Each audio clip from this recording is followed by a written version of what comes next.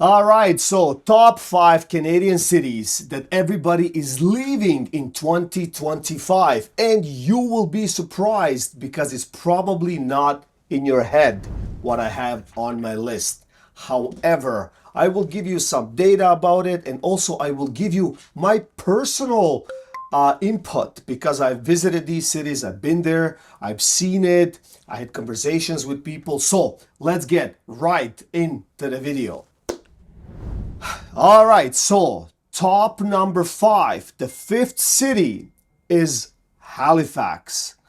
And let me tell you something. So, obviously, why do people move to Halifax in the first place? Because of the real estate affordability, right? Like housing affordability. And as of now, it is at $480,000 on average to purchase a property. Obviously, Halifax was very, very, very popular during the pandemic, during COVID, because everyone had a vision in their head. They will work from home all their life. They will buy a beautiful property and they will love it. They will probably live somewhere close to a coast or on the ocean somewhere and all of that stuff. And then somebody turned off the lights because the reality it's totally different. So the first time when I flew to Halifax, all right, so I flew in, from Toronto. It was, I believe, around this time, around February, early February, late January. And let me tell you, Toronto gets cold, right? So flies in, airplane lands. I go outside, the door open, and I'm like, whew, it's cold, right? But I'm thinking, okay, I was in the plane and all of that stuff. As I'm walking, going through all these checks and all of that stuff, I literally get out and they're selling, like, they're very popular for these beautiful, dark, red, jumbo lobsters, right? And you had this lobster, right? Like just chilling in this big aquarium on the airport, just looking at me and literally staring and saying like, "Can you please put me in a boiling water? Like it's so cold here, right?" So I looked at the lobster. I'm like, "Forget it, man. It's not that cold, buddy." When I got out, it was freezing. So one of the big problems, obviously, in Halifax is the weather condition in winter times. It is so cold, like it goes through your bones. And now you add that the employment for like specialized careers, it's not there, right? The cities on smaller, there's not much happening. The diversity, it's not there, right? So I know even speaking and talking to the locals and stuff like that, they're like, "Oh, you know what? Like I'm willing to leave Halifax." And I'm like, "Okay, were you born here?" Like, "Yeah, I'm born here. Like I'm getting paid like, 16 dollars an hour. I'm willing to work for 14 in Toronto." Are you kidding me? In Toronto for $14 an hour, you will only be able to afford transit to go to work, not roof over your head, not like nothing, right? Like no food.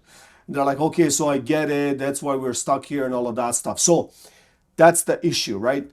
Housing affordability is there. Winters are very, very cold, not much happening, not too much diversity, and it is hard to get that employment. So people are leaving. They first got there, very popular place. Now they saw, living there for a few years. It's not my cup of tea, right? And now they're leaving. So, having said that, just to give you a little small nugget, we were driving in downtown Halifax and we were going to a particular spot. And I tell my buddy, like he was driving, I'm like, "Oh, why are you circling around? Like, come on, park." He's like, "No, no, we have to park close to the place, right?" I'm like, "Well, there's no parking, so just park somewhere else." So he parked 2 blocks away. But the longest 2 blocks of my life, we froze.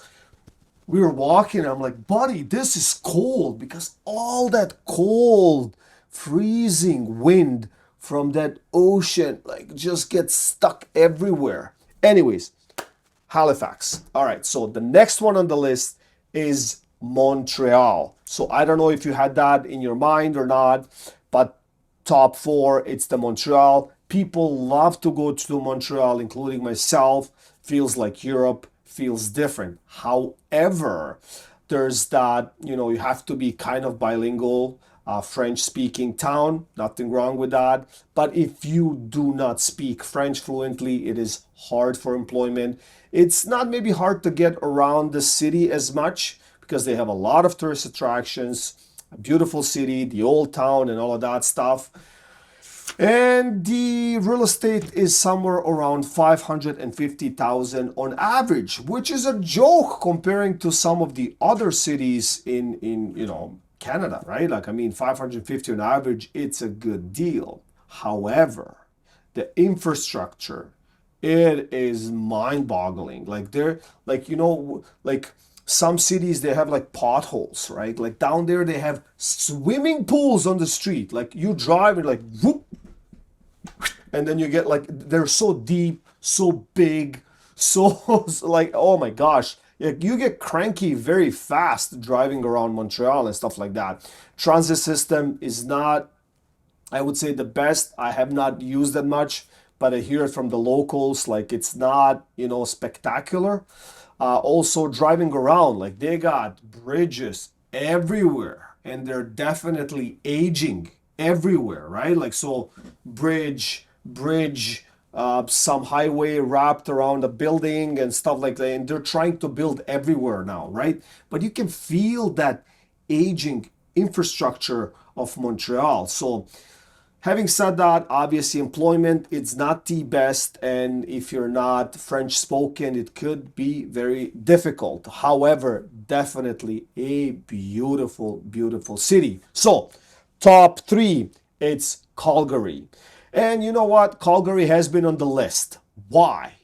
Why did people move to Calgary in the first place? Well, they're moving there because of real estate pricing, the affordability, right? Because at one point, if you remember 2021 and 2022, the affordability levels in Canada were sky high, and in Calgary we had an average of $570,000 for a property, right? You could obviously go below that. You can buy a townhouse for maybe 350, 400 even in a brand new development. However, once they move there, once they start moving around, like they definitely, it's mesmerizing, seeing those Rockies in the background just feels so nice in the summertime wearing a cowboy hat. It is spectacular until the winter comes around. And then you're stuck with 24 feet of snow. You're freezing on every corner. There are accidents like everywhere, but like it's emphasized, like like they're like it gets cold, it gets slippery, right? Like all these winds from I think Antarctic or wherever they're coming from, like they freeze the entire city of Calgary.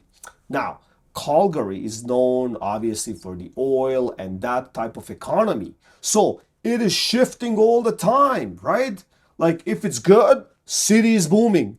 If it's bad, it gets bad, right? So Calgary is fighting that I would say segment of economy. They're trying to invite all these tech companies, and they're trying to give them perks, and they're trying to revive that segment of the economy so they don't depend on that oil, right? So much, right? And we have seen it in the past, as I mentioned. If the lights are on and parties there, beautiful. Party's gone, everybody freezes, right? And on top of that, you have to shovel your driveway 12 times a week sometimes, right? So it can be very depressing. Now, number two on the list. I don't know, like so far, are you bang on in your head with all these cities? Like maybe you have traveled to some of these cities and you can relate. But number two is Vancouver. And you know what? Vancouver is something that you can definitely see on a postcard. Perfect, right? Like ocean front, beautiful skyline, Rockies at the back, the diversity, you can swim, you have the entertainment life, you have everything, and you can ski at the same time if you wanted to, right? So it is picture perfect. However, why are people leaving? Why are they leaving if everything is perfect? Well, one of the reasons is that the average home in Vancouver is around $1.2 million. So the affordability just to get the roof over your head is ludicrous. Like if you're starting from scratch, if you're starting from zero, it is almost impossible for you to save up a down payment, even a minimal down payment, to be able to live in Vancouver. Now, the downside of that, it's all these gray clouds. There's so many gray clouds, and it's not so much snow, obviously, but everything is gray. A lot of rain. Can be depressing if you don't know how to handle that and offset that with the nature around Vancouver. It's gloomy. It is gloomy, right? So constant pressure of the real estate price pressure. Like you have to move forward, but you don't have the funds to. And then everything around you starts to squeeze you, and you're like, oh my gosh, I'm doing everything I can. I'm trying to save as much as I can. And on top of that, you're being rained on. Like you're standing in a corner, you're like, oh my gosh, like what am I gonna do? So people leave Vancouver. They're like, okay, we don't want to be there. We don't want to fight against these currents of high prices and impossible penetration of moving forward. And please, drum roll. All right, so the number one, top one in Canada city that people are leaving in masses, it is Toronto, Ontario. Yes, you heard me. A lot of people, even that I know personally, are leaving Toronto. Now, where are they leaving to? Yeah, they're leaving to tier 2, tier 3, tier 4, or tier 5 level. So some of the people leaving from Toronto, they are moving to Calgary. Some are moving to Halifax. Some are trying maybe an opportunity in Vancouver. So they're shifting their position from here and they're shifting it somewhere else. Well, who knows? Maybe in 3 years, 7 years, 2 months from Calgary, they'll be moving back. Or from Halifax, they'll be moving back. However, why are they leaving Toronto? Well, again, high real estate prices. The affordability is crazy. So as today we're talking 1.1 to 1.2 million dollars average home in Toronto, right? On top of that, this city, it is big. The infrastructure, I mean, we could argue, right? Like it has public transit, whether it's connected good or not good. Like we're dealing with subways, we're dealing with a lot of buses, we're dealing with GO trains, these trains that kind of drive you outside the city, you know, like the suburban Toronto GTA and all of that stuff. We could argue, but look, most of the people, right? Like even having that diversity and opportunity and careers and job opportunity and all of the above, right? They need hours to get to work. So after a while, when you're stuck in that loop, in that zombie loop, like it gets tiring. You get tired, right? On top of that, the affordability, it's not good. Let me tell you. Like if you're starting from zero, like Vancouver, like you almost have no shot, first of all, to save any money because the employment is not going to give you that edge, right? The average pay is like what, 45 to $50,000. The upper average, it's 80 to $90,000. If you're making more than $100,000, you know exactly what I'm talking about. You're probably broke. You make all this money and you're broke. Everything you touch is so expensive. It feels like gold, but it's not gold. So fool's gold maybe. I don't know. Whatever it is, but just to get that process that through, right? Like you go to work, hours to get there, hours to get back, no life. The city is the population is in millions. However, people feel lonely because nobody has time. We don't have time to speak to each other. We don't have time to see each other, to have a conversation, or to exchange. We don't have time. Why? Because we're working, we're broke, and we're stuck in traffic. So a lot of people, even though it's diverse, even though job opportunity, and even though everything might make sense, people are still choosing to leave and to find another opportunity. So I don't know if you had the same kind of list in your head, but when I saw this, I was like, I was a little bit surprised. Now, you know what I mean? Like, and deciphering everything from beginning to end, it seems like we have good affordability, but no job or no opportunity. Or we have good job and good opportunity, and then the price is here.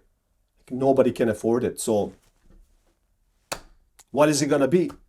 Either you pay cheap, unemployed, or you can afford it, but you have a job. Either way, it is a struggle. So I hope you enjoyed this particular video. If you think that somebody else would like to see it, please share it now, like it, and continue watching all my other videos on the channel. And I will see you in the next one.